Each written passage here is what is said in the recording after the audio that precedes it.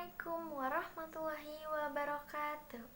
Sebelumnya, perkenalkan, nama saya Thalita Felmatira Febriani. Saya merupakan salah satu mahasiswi Prodi Sarjana Kesehatan Masyarakat Stikes Indramayu. Pada video kali ini, saya ingin menjelaskan sedikit mengenai pencegahan stroke. Dalam pencegahan stroke ini terdapat pada mata kuliah epidemiologi penyakit tidak menular.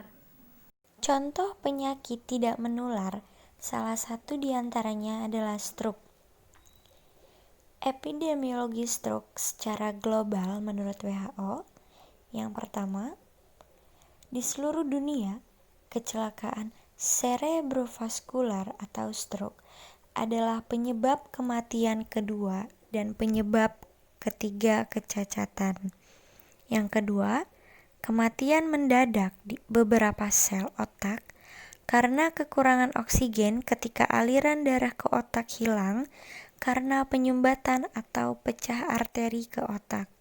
Juga merupakan penyebab utama demensia dan depresi.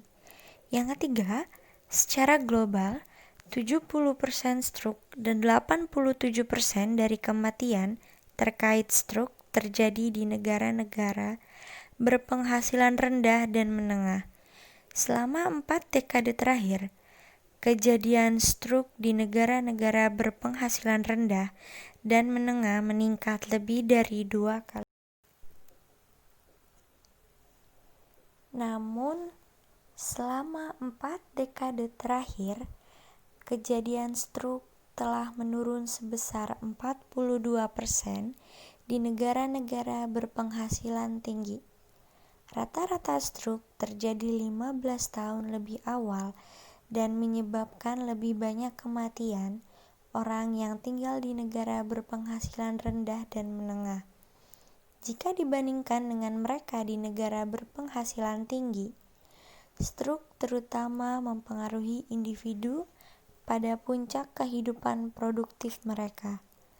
Meskipun dampaknya sangat besar terhadap pembangunan sosial ekonomi negara, krisis yang berkembang ini hanya dapat sedikit perhatian sampai saat ini.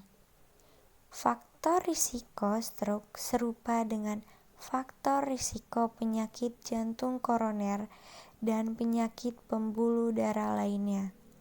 Strategi pencegahan yang efektif yang dapat dimodifikasi yaitu hipertensi, peningkatan lipid, dan diabetes.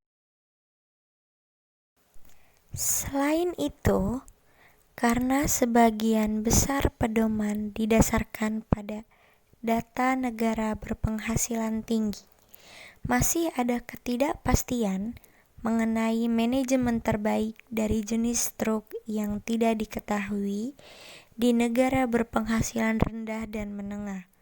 Misalnya, di negara berpenghasilan rendah dan menengah, 34% stroke versus 9% di negara berpenghasilan tinggi adalah subtipe hemoragik dan hingga 84% pasien stroke di negara berpenghasilan rendah dan menengah versus 16% di negara-negara berpenghasilan tinggi meninggal dalam waktu 3 tahun setelah didiagnosis.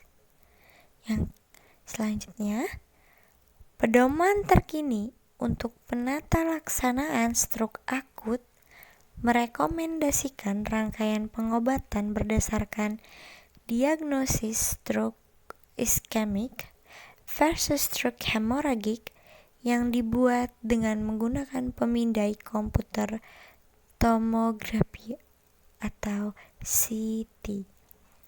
Pemahaman yang lebih baik tentang kemungkinan faktor risiko unik untuk epidemi ini di negara berpenghasilan rendah dan menengah sangat dibutuhkan.